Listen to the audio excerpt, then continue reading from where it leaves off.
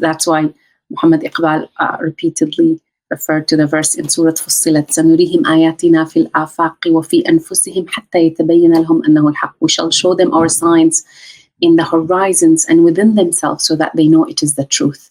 And so therefore the idea of rejecting the occult is very much connected to our ability, because we're giving up so much for so little. Exactly, we give up so much for so little.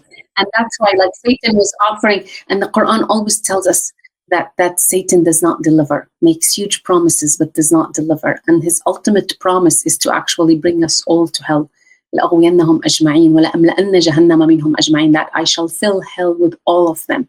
And then he says, except عِبَادَكَ الْمُخْلَصِينَ, except those who have been saved, who are pure. In Arabic, it could have the double meaning. Mukhlasin is somebody who has been saved, and also somebody who has ikhlas, like sincerity of the heart, and that's like, sincerity.